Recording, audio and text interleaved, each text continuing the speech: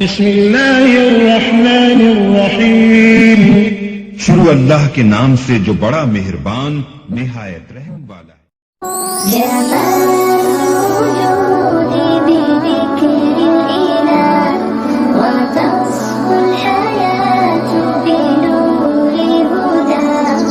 جمال وجودي بذكر الإله. پیسے سے آپ زندگی کی ضرورتوں کو خوبصورت بنا لیں گے، آپ اچھی گاڑی لے لیں گے، اچھا گھر بنا لیں گے، اچھے کپڑے پہن لیں گے۔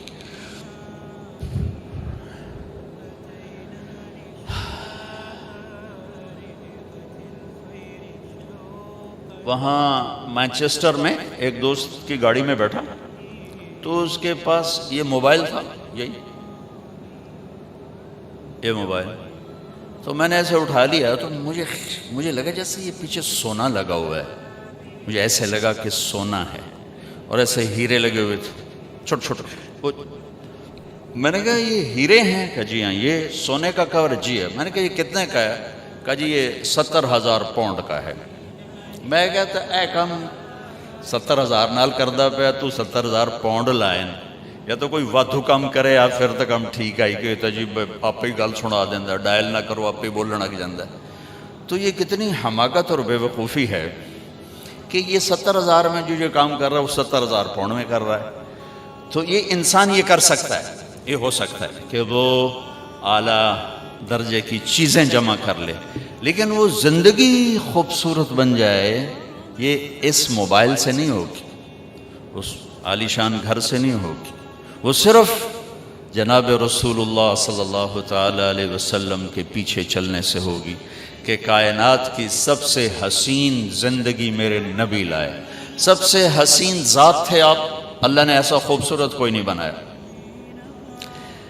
جب آپ جا رہے تھے نا، یا ٹیشو پیپر تو دے وجہ، جب آپ جا رہے تھے نا، یا یہ رومال دے دو، حج اس میں ہجرت کے سفر میں جا رہے تھے جب آپ، تو بس ٹھیک کافی یہ رہنا، تو راستے میں ایک جگہ تھی رابغ۔ اب اس راستے میں نہیں جو آپ جاتے ہیں، پرانے راستے، وہاں بھوک لگی تو ایک خیمہ دیکھا، وہاں یہ حضرات ابو بکر کے غلام عامر بن فہیرہ اور گائیڈ عبداللہ بن عریقط، وہ مسلمان نہیں تھے، کافر تھے وہ اس وقت، اور جناب رسول اللہ صلی اللہ تعالی علیہ وسلم۔ تو وہاں ایک بڑھیا بیٹھی تھی خیمے میں، کہا ماں جی کچھ کھانے کو ملے گا؟ میں کہا بیٹا قحط کا زمانہ ہے، کچھ بھی نہیں۔ تو ایک بالکل مریل بکری کھڑی ہوئی تھی، تو آپ نے کہا میں اس کا دودھ نکالوں؟ انہوں نے کہا پتر ہے تو ماس ہی کوئی نہیں تو دودھ کتوں کرنا ہے؟ آپ نے کہا ماں جی اجازت دے دو، اگلا کام میرا ہے۔ کہا ٹھیک ہے۔ تو جو کہ ایک انہونی ہو رہی تھی نا، تو آپ کو بڑے غور سے دیکھتی رہی، تو آپ نے وہ اس کو کھینچا اور اس کو جو تھنوں کو ہاتھ لگایا تو ایسے لٹک کے نیچے آ گئے، دودھ سے بھر گئے۔ اچھا، بکری سے نکلتا ہے 1 پاؤ دودھ، ہم گاؤں میں رہتے ہیں، بکریاں ہر وقت چاروں طرف ہوتی، 1 پاؤ سے زیادہ دودھ نکلا، آپ نے پورا برتن بھر دیا، پھر وہ ماں جی کو پیش کیا، ام معبد ان کا نام ہے، انہیں پیا، پھر اپنے تینوں ساتھیوں کو پلایا، پھر بعد میں خود پیا، اس کے بعد دوبارہ دودھ نکال کے پھر برتن بھر دیا، لہذا اور پریشان ہو گئی۔ بکری کی عمر ہوتی ہے 7 سال، اس کے بعد وہ خود مر جاتی ہے 7 سال عام طور پر۔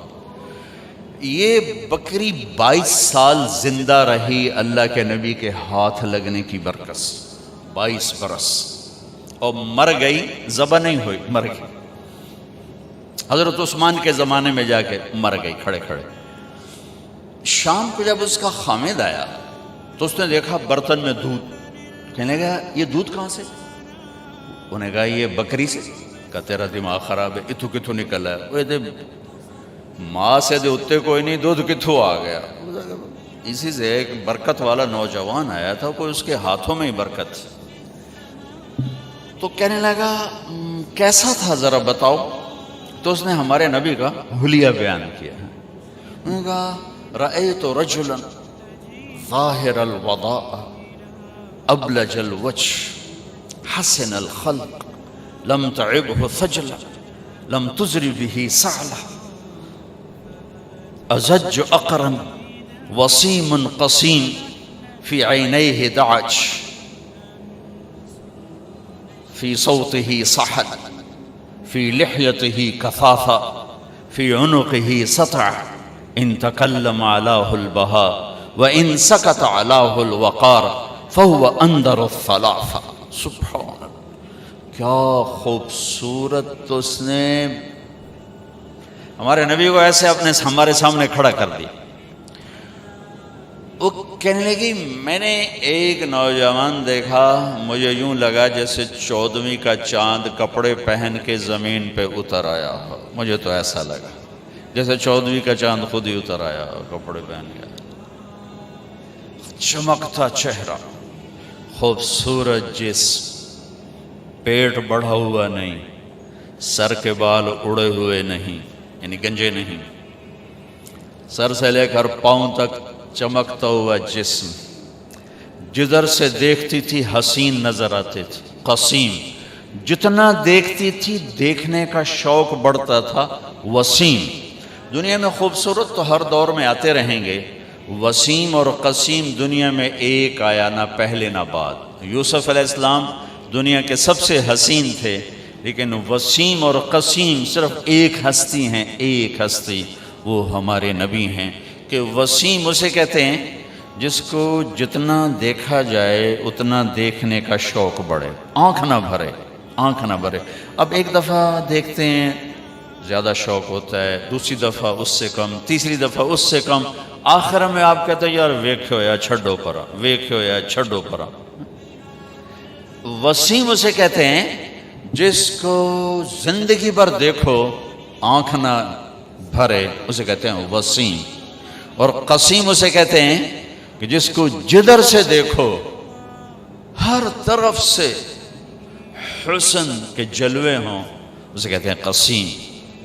سر سے لے کر پاؤں کے ناخن تک جمال الوجود بذكر الإله وتصفو الحياة